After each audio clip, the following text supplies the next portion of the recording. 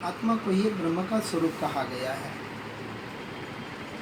इसमें थोड़ा भेद ऐसा आता है, मैं आत्मा हूँ और मैं आत्मा परमात्मा का ही एक अंश हूँ कहें या परमात्मा का ही एक स्वरूप हूँ, बराबर ना। तो जब मैं आत्मा परमात्मा का स्वरूप हूँ तो ये जो बाहर जो घटित हो रहा है ये क्या है?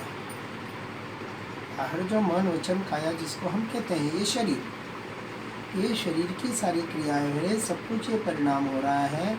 और आत्मा अभी इसके साथ है या नहीं है ना। कोई जीव नाम का तत्व कहे, आत्मा कहे, रूह कहे, सोल कहे, अलग अलग नाम से जिस भी नाम से पुकारे। अभी ये जो तत्व यहाँ हम कहते हैं कि ये दो तत्व एक साथ में अपना अपना काम कर रहे हैं। एक जीव तत्व है, एक द्रव्य, हम उसको द्रव्य कहते हैं, एक वस्तु है, एक पदार्थ है। और एक उस जैन दर्शन से पुद्गल कहता है अचेतन तत्व को, जड़ तत्व को, जिसको हम शरीर कहते हैं। लेकिन सिर्फ शरीर नहीं, मन वचन काया और जिस कर्मों की वजह से ये सारा शरीर का परिणाम चल रहा है, परिणाम चल रहा है। जैसे एक मोबाइल बैटरी से चलती है, वैसे कर्मों के आधार पर ये शरीर चल रहा है। शरीर यानी जैसे जैसे कर्म के उदय होते हैं पूर्व भाव में इस जीव ने जैसे जैसे कर्म बांधे थे वैसे वैसे कर्म उदय में आते हैं और उसके अनुसार हमारी मन वचन काया की क्रियाएं होती हैं।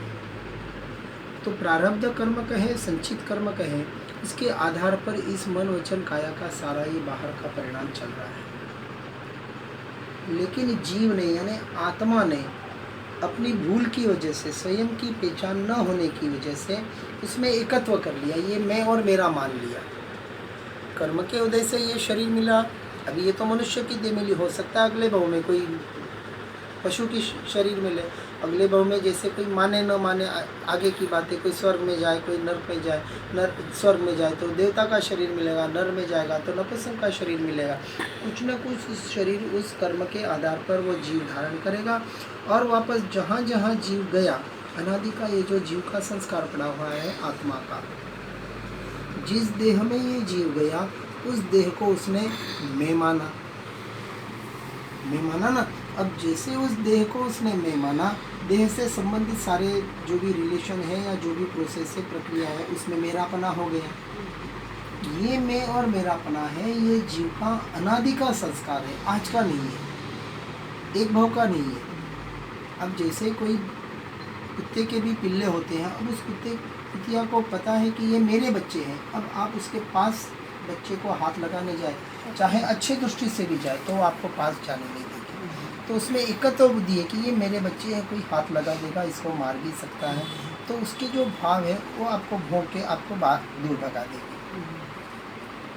तो ऐसे कितने सारे संस्कार हैं जो पूर्व भाव से जीव यहाँ लेके आता है, उसको देने नहीं पड़ते हैं। अपने अपने संस्कार के अनुसार हर जीव अपना अपना कार्य कर रहा है। लेकिन जीव ने, आत्मा ने अपनी भूल की वजह से खुद को भी, इस शरीर को भी मैं मान लिया, शरीर के जो कर्म के उदय के अनुसार जो क्रियाएं हो गई उसको मेरी क्रिया मान लिया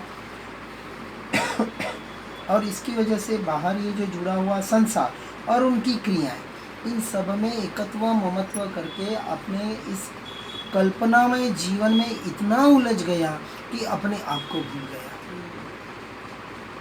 अपने आप को याद करने के लिए हमें प्रयास करना पड़ रहा है और दूसरों को याद करने के लिए कुछ भी नहीं करना पड़ रहा है।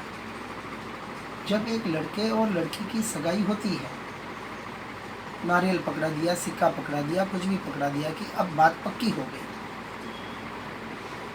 उसमें एकत्व मैं मेरापना करने में कितनी देर लगती है? शिक्षण हो गया ना भाई, बात पक्की होगी। जैसे वो माता पिता चले गए, अब उस बच्ची ने तय कर लिया, उस बेटे ने तय कर लिया कि हमारी बात पक्की है। आजकल तो रात भर चैटिंग शुरू हो जाती है,